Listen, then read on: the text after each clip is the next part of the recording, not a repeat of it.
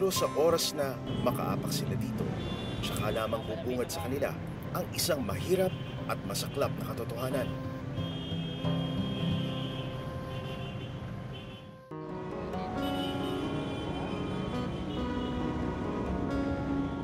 Sa kalye ng Tayuman sa Maynila namin natagpuan ang pamilya ni Aaron.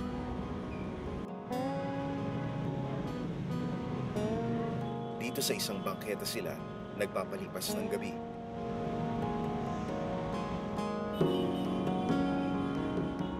Hindi alintana ng 3 taong gulang niyang anak na si AJ ang ingay ng mga nagdadaang sasakyan. Habang ang bunso niyang anak na si PJ, karton lamang ang sapin sa malamig na sementong hinihigaan. Pag nadinig ko yung Tayuman, ang pumapasok sa isip ko yung mataong lugar, sobrang traffic, masyadong busy yung kalye na yan. Mausok, madalas bahain. Maaga gumigising ang pamilya ni Aaron. Hindi kasi sila maaring magtagal sa bangketang tinutulugan. Dito lang kami sa tabi. Pag umaga, pag umuulan, doon kami sa kabila, sa may simbahan. Kasi nga, bawal dito kasi magbubukas ang bangko.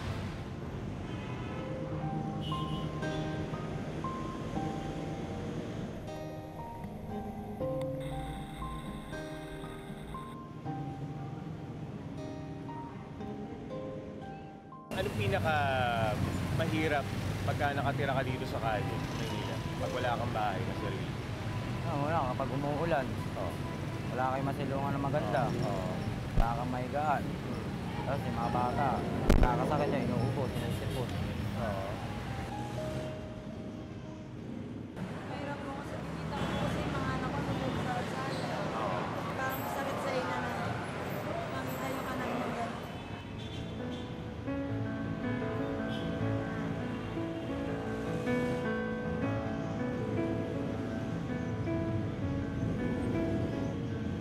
Matagal na ba kayong naninirahan sa labas? Wala kayong bahay, di ba?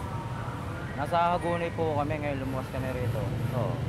Baka sakali, mas mahirap pala rito eh. Pero wala namang matutuluyan dito kaya... Kaya sa kalye. May inuupahang bahay sa Hagonoy, Bulacan ng pamilya ni Aaron. 300 piso lamang ang rentang binabayaran niya kada buwan. Pero nito lamang Abril, nagdesisyon silang lumuwas ng Maynila upang makipagsapalaran. Bakit ka ba umalis sa Bulacan? Mahirap din kasi ron, boss, kasi pag wala ka talaga nakikilabas ka lang din ng bangka. Mahirap din yung buwan. Babayad ka sa bangka, magkano? 80. Tapos harka lang ka pang sidecar, 50. Eh kung wala pa isang pangyari makukuha mong talo ka rin, pagod. Parang karoon ako ng fighting spirit na lumuwas. Bakit? Saan mo nakakuha yung... May mga kaibigan ka ba na pumunta dito tapos masenso? Wala naman po.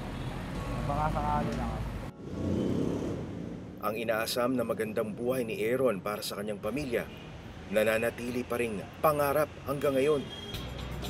Tesda, putil! Barker o tagatawag ng pasahero ng jeep sa Tayuman si Aaron. Pasaitap, paklaran. Pasaitap yan sa Santa Cruz, ito sa tolata niyan, top! Mante na! Bakit magbabarter yung ginagawa mo? Wala ako ibang mapagawa ko.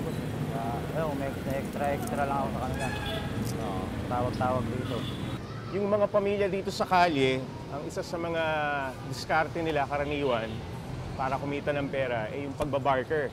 Itong si Aaron, kanina pa nagbabarker to, madaling araw pa lang, hanggang mamaya yan para may maipon silang pera, pambili ng pagkain. Dakota yan sa Santa Cruz, recto. May oras kasi kami sinusunod dito, kalahati yung oras. Pag dumarating yung mga nagtatawag, kapag wala lang yung nagtatawag dyan, may nakakapasok ako rito. Pero kapag walang nandiyan dyan sila, hindi ako makakapasok. Sila oras nila yun. Mukhang madali yung trabaho, yung ginagawa niya. Gano'n, halos hindi siya pinapawisan ng mga oras na yan nung nakita ko siya Pero hindi pala, nandun ka sa kalye, ilang oras kang pakaway-kaway, nauusukan ng mga sasakyan. Hindi gagawin ng lahat ng tao yon, ng maraming tao.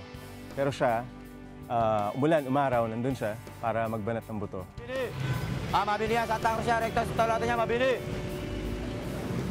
Buong araw man siya sa pagkayod, Barya-barya lang daw ang kinikita ni Aaron mula dito. Magkano kinikita mo? Mga migit kumulang sa isang araw. Nasa 150 rin. 170. Ayan, okay ba yun? Sapat ba yun sa pamilya mo? At paano, kumakain naman.